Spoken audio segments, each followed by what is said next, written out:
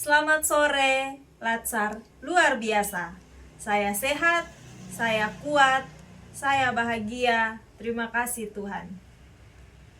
Pada kesempatan video kali ini, saya ingin membagikan refleksi pembelajaran agenda kedua tentang nilai-nilai dasar ASN berakhlak. Sebelum lanjut ke pembahasan, izin perkenalkan diri. Nama saya Maria Fenty Manek, biasa dipanggil dengan panggilan Fenty. Saya adalah peserta Latsar Angkatan 266 Kelompok 1. Pembelajaran agenda kedua tentang nilai-nilai dasar ASN berakhlak bersama pengajar kami, Ibu Titi Kristinawati, SPDI MA. Terdapat 7 nilai dasar ASN berakhlak. Yang pertama ada berorientasi pelayanan, yang kedua akuntabel, yang ketiga kompeten, yang keempat harmonis, yang kelima loyal, yang keenam adaptif, dan yang terakhir kolaboratif. Berorientasi pelayanan tentang memahami pentingnya komitmen memberikan pelayanan yang prima demi kepuasan masyarakat, serta selalu bersikap ramah, cekatan, solutif, dan dapat diandalkan. Yang kedua, ada nilai akuntabel.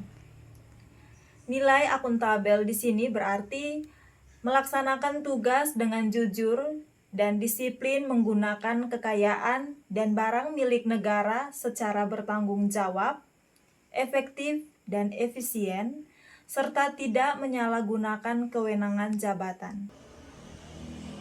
Yang berikut ada nilai kompeten, yang berarti kita sebagai ASN harus mau untuk terus belajar, meningkatkan kompetensi diri untuk menjawab tantangan yang selalu berubah. Nilai kompeten juga mengenai bagaimana kita sebagai ASN selalu siap untuk membantu orang lain belajar, dan sebagai ASN yang selalu melaksanakan tugas dengan kualitas yang terbaik. Nilai harmonis. Dalam nilai harmonis yang berarti kita harus menghargai setiap orang, apapun latar belakangnya. Kita harus menjadi ASN yang suka menolong orang lain dan membangun lingkungan kerja yang kondusif. Berikutnya ada juga nilai loyal. Loyal di sini berarti kita sebagai ASN harus berdedikasi dan mengutamakan kepentingan bangsa dan negara di atas kepentingan pribadi. Nilai yang berikutnya adalah nilai adaptif. Adaptif di sini berarti kita harus terus berinovasi dan antusias dalam menggerakkan serta menghadapi perubahan. Yang terakhir ada nilai kolaboratif. Kolaboratif berarti kita harus bisa membangun kerjasama yang sinergis antara rekan kerja instansi atau bidang untuk mencapai tujuan bersama. Dari nilai-nilai dasar ASN berakhlak tersebut, menurut saya, bagian yang cukup menantang adalah bagaimana mengaktualisasikan nilai-nilai tersebut ke dalam butir-butir kegiatan spesifik di unit kita bekerja. Kita ambil contoh seperti pada nilai adaptif dan kolaboratif yang seringkali bersinggungan dengan regulasi teknis yang kaku. Dalam pembelajaran agenda kedua ini, kami diberikan tugas, baik tugas individu maupun tugas kelompok. Dengan adanya tugas ini, kami masing-masing mulai membangun kerjasama dengan cara sering bertanya jika ada salah satu di antara kami yang kurang memahami mengenai materi ataupun tugas yang diberikan.